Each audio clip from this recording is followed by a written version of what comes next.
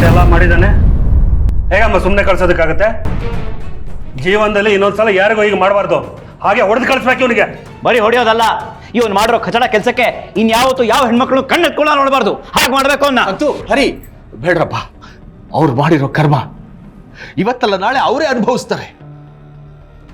ಅವ್ರು ಮಾಡಿರೋ ತಪ್ಪಿಗೆ ಇನ್ನು ಮೇಲೆ ನೀವು ನಮ್ಮ ಮನೆ ಕಡೆ ತಲೆ ಹಾಕಬೇಡಿ, ಹೊಟ್ಟೋಗಿ. ಮಾವ, ಕ್ಷಮಿಸುವಂತ ಮನ್ಸು ನಿಮ್ಗಿರ್ಬೋದು, ಆದ್ರೆ ನಮ್ಗಿಲ್ಲ. ಅನ್ಯಾಯ ಆಗಿರೋದು ನಮ್ಮನೆ ಹೆಣ್ಮಕ್ಳಿಗೆ. ಅವನ ಜೊತೆ ಬದುಕಕ್ಕಾಗ್ದೆ, ಆ ನೋವನ್ನ ಹೇಳ್ಕೊಳಕ್ಕಾಗ್ದೇನೆ ಎಷ್ಟು ನೋವು ತಿಂದಿದ್ದಾರೆ ಅಂತ ಅವ್ರ ಮೌನನೇ ಹೇಳ್ತಿದೆ.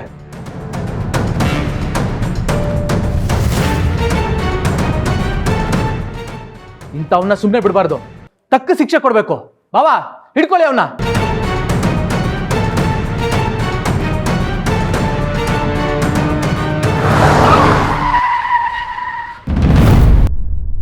ಯಾಕೆ ಚಿಂತವ್ರೆ, ಏನಾಯ್ತು? ಯಾಕೆ ಯಾಕೆ ತುಂಬಾ ಬೆವರ್ತಾ ಇದ್ದೀರಾ?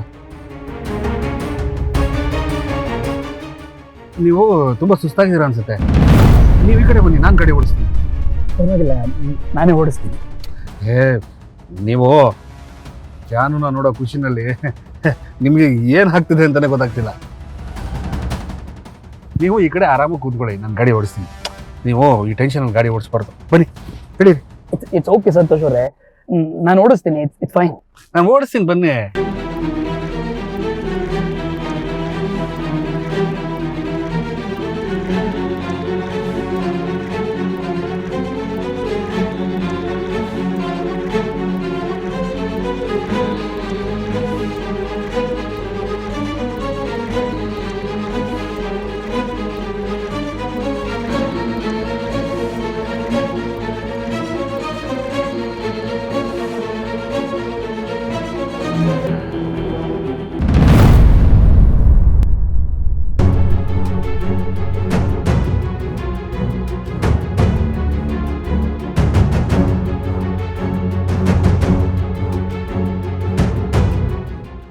ರೇ, ಯಾಕೆ ಹಾಗೆ ನಿಂತ್ಬಿಟ್ರಿ? ಬನ್ನಿ ಬನ್ನಿ. ಅಯ್ಯೋ, ನಿಮ್ಗಿನ್ನೂ ನಂಬೋದಕ್ಕೆ ಆಗ್ತಿಲ್ಲ ಅನ್ಸುತ್ತಲ್ವಾ? ಜಾನ್ವಿ ನಿಮ್ಗೋಸ್ಕರ ಕಾಯ್ತಿದ್ದಾಳೆ. ನಡೀರಿ ಬೇಗ. ಬನ್ನಿ ಬನ್ನಿ ಬನ್ನಿ ಬನ್ನಿ ನಡೀರಿ. ಬನ್ನಿ ಬಾವ, ಬನ್ನಿ. ಅರೆ ಇದೇನಿದು? ಕನಸಿನಲ್ಲಿ ಎಡೋದ್ ಹಾಗೇನೆ ಇಲ್ಲೂ ಎಡುತ್ತಾ ಇದ್ದೀನಲ್ಲ. ಯಾಕೆ ಭಾವ? ನೋಡ್ಕೊಂಬರೋದಲ್ವಾ, ಹುಷಾರು. It's okay, I'm fine. ನಡಿ ನಡಿ.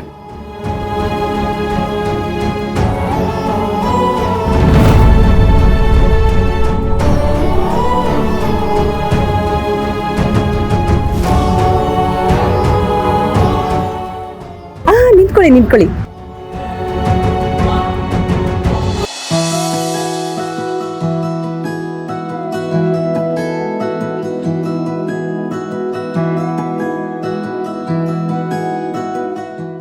ಅರೆ, ಇದು ಕೂಡ ಹಾಗೆ ಆಗ್ತಿದೆಯಲ್ಲ.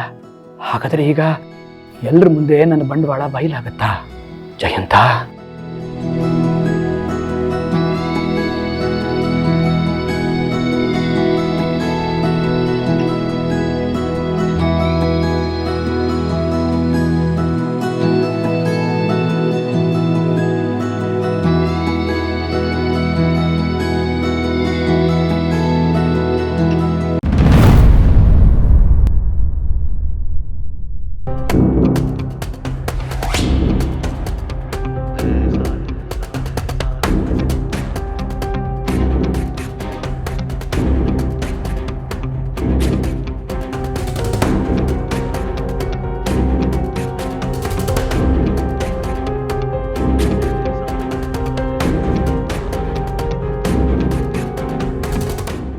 ನಮಸ್ತೆ ಅಳಿ. ಅಂದ್ರೆ ನಾವೆಲ್ಲ ಜಾನು ತೀರ್ಕೊಂಡಿದ್ದಾಳೆ, ಅವಳು ಮತ್ತೆ ವಾಪಸ್ ಬರಲ್ಲ ಅಂತ ಹೇಳ್ತಾ ಇದ್ರು.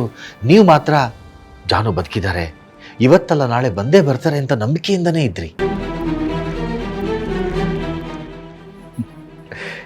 ನಿಮ್ಮ ನಂಬಿಕೆ ಸುಳ್ಳಾಗ್ಲಿಲ್ಲ. ಬಹುಶಃ ನಿಮ್ಮ ಪ್ರೀತಿನ ನೋಡಿ ಆ ಭಗವಂತನೇ ನಮ್ಮ ಜಾನನ ವಾಪಸ್ ಕಳಿಸ್ಬಿಟ್ನೋ ಏನೋ.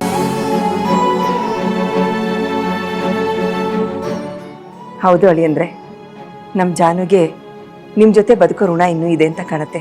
ಅದಕ್ಕೆ ಆ ದೇವರು ಅವಳನ್ನ ವಾಪಸ್ ಕಳಿಸಿದ್ದಾರೆ.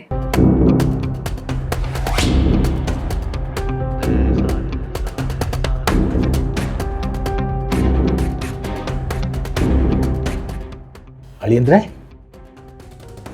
ಇದೇನಿದು? ನಮ್ಮ ಜಾನುನ ಕಾಲೇಜಿನಲ್ಲಿ ನೀವು ಒಂದೇ ಒಂದ್ಸಲ ನೋಡಿದ್ದು, ನೇರವಾಗಿ ನಮ್ಮ ಮನೆಗೆ ಬಂದು ಜಾನು ನನಗೆ ಮದುವೆ ಮಾಡ್ಕೊಡಿ ಅಂತ ಕೇಳಿದ್ರಿ, ನೆನ್ಪಿದ್ಯಾ?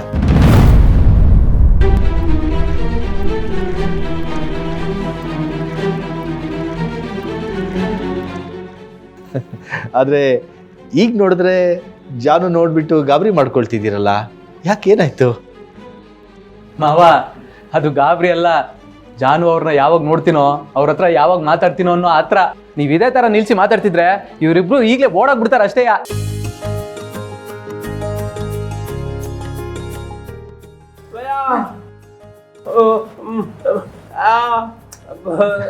ಹೇ ವೆಂಕಯ್ಯಣ್ಣ, ನೀನು ಬಿಡಲ್ಲ ಅಂದ್ರೆ ಆಗತ್ತಾ?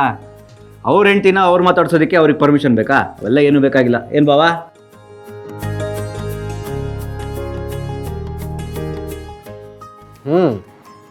ಜಾನ್ನ ಇವರು ತುಂಬಾ ಪ್ರೀತಿಸ್ತಾರಲ್ವಾ, ಇಷ್ಟು ದಿನ ಆದ್ಮೇಲೆ ಆ ಪ್ರೀತಿನ ಹೇಗ್ ತೋರ್ಸೋದು ಅಂತ ಕಾಯ್ತಾ ಇದ್ದಾರೆ ಅಲ್ವಾ ಜಯನ್ ಸರ್?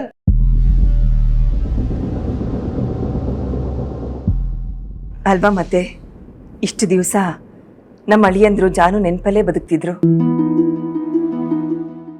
ಈಗ ಅವಳು ಕಣ್ಮುಂದೆನೆ ನಿಂತಿದ್ದಾಳೆ. ಪಾಪ ಅವರನ್ನ ನಾವೆಲ್ಲ ಹೀಗೆ ಪ್ರಶ್ನೆ ಮೇಲೆ ಪ್ರಶ್ನೆ ಕೇಳ್ತಿದ್ರೆ ಅವ್ರಿಗೂ ಒಂಥರ ಆಗತ್ತಲ್ವಾ? ಹೋಗಿ ಹೇಳಿ ಅಂದ್ರೆ ನಾವೇನು ನಿಮ್ಮನ್ನು ತಡೆಯಲ್ಲ. ಇನ್ನೇನು ಮನಸ್ಸಲ್ಲಿ ಹೇಳಬೇಕು ಅಂತಿದೆಯೋ ಅದನ್ನೆಲ್ಲ ಜಾನು ಹತ್ರ ಮಾತಾಡಿ. ನಮ್ಮ ಜಾನುನೂ ಅಷ್ಟೇ, ಮನಸ್ಸಲ್ಲಿರೋದನ್ನೆಲ್ಲ ನಿಮ್ಮ ಹತ್ರ ಹೇಳೋದಕ್ಕೆ ತುದಿಗಾಲಲ್ಲಿ ನಿಂತಿಯಾಳೆ. ಹೋಗಿ.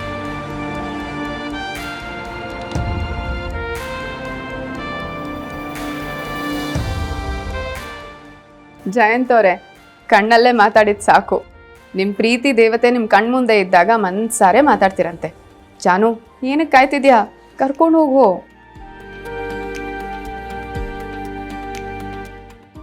ಹೋಗಿ ಹೇಳಿ.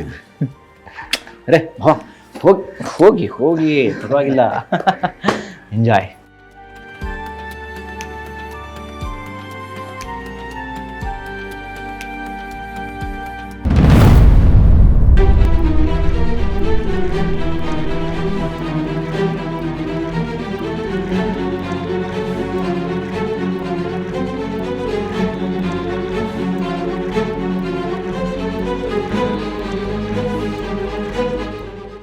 ಚಿನ್ನಿ ಮರಿ